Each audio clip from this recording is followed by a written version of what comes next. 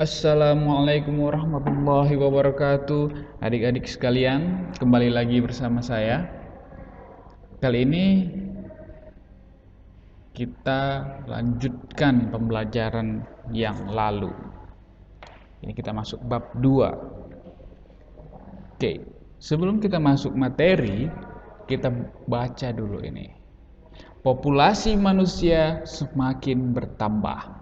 Peradaban manusia juga makin berkembang. Hal tersebut berakibat makin bertambahnya ragam dan jumlah kebutuhan manusia. Sementara itu, sumber daya atau alat-alat yang digunakan untuk memuaskan kebutuhan tersebut, baik yang berupa barang maupun jasa, jumlahnya terbatas, bahkan makin berkurang. Hal tersebut membuat ketidakseimbangan antara sumber daya yang digunakan untuk memenuhi kebutuhan. Hal inilah yang dimaksud dengan masalah ekonomi. Jadi, masalah ekonomi itu adalah karena kebutuhan itu tidak terbatas, tapi alat pemuasnya terbatas. Nah, maka itulah yang menyebabkan adanya masalah ekonomi. Nah, ini kan juga udah pernah kita singgung di bab sebelumnya. Oke, sekarang kita lanjut. Jadi, materi kali ini kita akan membahas masalah pokok ekonomi dan sistem ekonomi. Ini gampang, nggak ada hitung-hitungan. Oke, kita lanjut. Masalah pokok ekonomi itu ada klasik dan juga modern. Nah, yang klasik itu dibagi 3. Ada masalah produksi, ada masalah distribusi, dan masalah konsumsi. Nah, kalau produksi itu berarti membuat.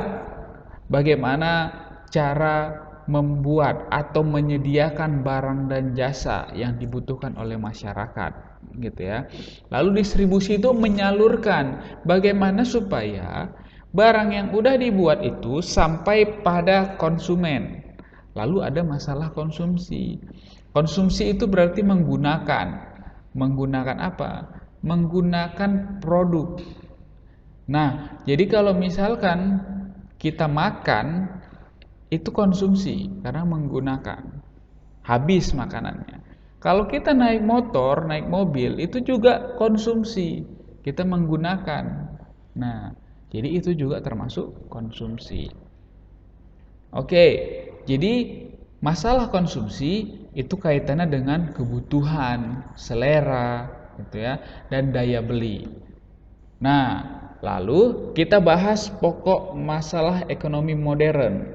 Berbeda dengan yang klasik. Kalau modern itu udah membahas apa yang akan diproduksi, what, gitu kan. Lalu bagaimana cara memproduksi, how. Jadi yang pertama what, yang kedua how. Lalu yang ketiga itu adalah untuk siapa barang itu diproduksi, for whom. Nah, jadi setelah tadi barangnya sudah tahu barang apa yang akan diproduksi, lalu setelah barangnya diproduksi, bagaimana caranya? Memproduksinya itu bagaimana caranya supaya efisien. Setelah udah diproduksi, mau didistribusikan kemana, untuk siapa? Nah, itu masalah ekonomi modern. Sekarang kita masuk ke sistem ekonomi. Sistem ekonomi itu artinya komponen ekonomi yang saling berhubungan, saling tergantung antara yang satu dengan yang lain. Untuk apa? Untuk mencapai tujuan perekonomian. Nah, fungsi sistem ekonomi itu yang pertama memberikan dorongan untuk produksi. Lalu menyediakan cara untuk mengorganisasi kegiatan perekonomian.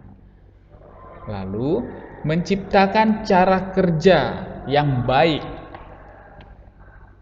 agar pembagian hasil produksi di antara masyarakat itu bisa terlaksana dengan baik. Nah, itu dia pengertian sistem ekonomi.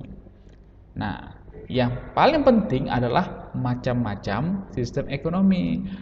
Ada sistem ekonomi pasar atau juga disebut kapitalis. Nah, lalu ada juga sistem ekonomi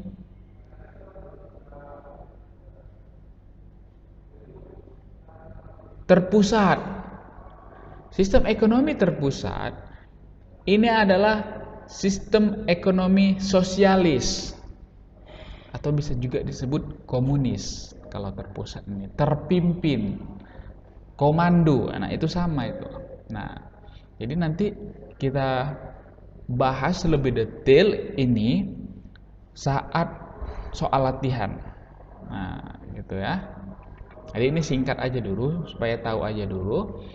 Lalu yang ketiga, sistem ekonomi campuran. Berarti ini kombinasi. Kombinasi misalkan antara sistem ekonomi kapitalis dengan sistem ekonomi terpusat di tengah-tengah. Nah, itu sistem ekonomi campuran. Lalu kalau sistem perekonomian Indonesia itu bagaimana? Nah, kalau sistem perekonomian Indonesia itu berdasarkan asas kekeluargaan. Nggak bisa dibilang kapitalis, nggak bisa juga dibilang sosialis. Karena perekonomian Indonesia itu punya dasar-dasar sendiri gitu. Bisa dibilang campuran gitu ya.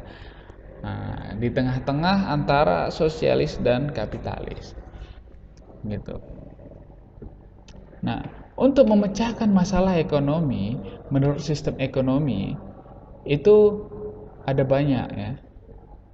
Dalam sistem ekonomi pasar, seluruh sumber daya yang ada itu dikuasai oleh masyarakat. Itu sistem ekonomi pasar sama dengan sistem ekonomi kapitalis. Pemerintahan itu tidak ikut campur tangan. Nah, jadi kalau sistem ekonomi pasar, jawaban atas masalahnya itu yaitu tadi what, how, dan for whom. Itu tadi yang kita bahas, masalah ekonomi modern gitu ya. Lalu apabila sistem ekonomi pasar seluruh sumber daya yang ada dimiliki dikuasai masyarakat, maka sistem ekonomi terpusat itu diatur oleh negara. Jadi bisa ya bedain ya. Kalau misalkan sistem ekonomi pasar atau juga kapitalis itu dikuasai masyarakat, pengusaha ataupun orang yang berusaha itu berhak menentukan segalanya. Tapi kalau di sistem ekonomi sosialis atau sistem ekonomi terpusat itu ditentukan oleh negara semuanya. Bisa aja keuntungannya diambil oleh negara. Nah, itu dia sistem ekonomi terpusat gitu. Komunis itu contohnya seperti Korea Utara. Semuanya diatur itu. Nah, kalau kapitalis contohnya Amerika. Jadi ada kekurangan dan ada kelebihannya. Nanti kita bahas lebih lanjut. Oke. Di Indonesia, pengaturan kegiatan ekonomi untuk menjawab pertanyaan what, how, dan for whom dilakukan oleh pemerintah dan masyarakat. Berarti gabungan kan? Kalau sosialis itu pemerintah aja, kalau kapitalis itu masyarakat aja, maka di Indonesia adalah keduanya. Makanya bisa dibilang campuran gitu. Nah, masyarakat itu juga bisa dibilang swasta, pengusaha, ya kan? Nah, non negara berarti dia bukan bagian dari negara. Masyarakat itu bukan bagian negara itu. Artinya apa? Bukan orang yang mengatur negara, masyarakat itu. Nah, tapi kalau pemerintah itulah yang disebut negara karena mereka yang mengatur. Nah, begitu. Oke. Jadi ini ada bagan yang mempermudah kita untuk memahami masalah pokok ekonomi. Jadi tadi ada what, how, dan for whom. Sistem ekonomi kapitalis itu dipecahkan oleh swasta. Ya. Sistem ekonomi campuran itu dipecahkan oleh swasta dan negara. Sistem ekonomi sosialis dipecahkan oleh negara.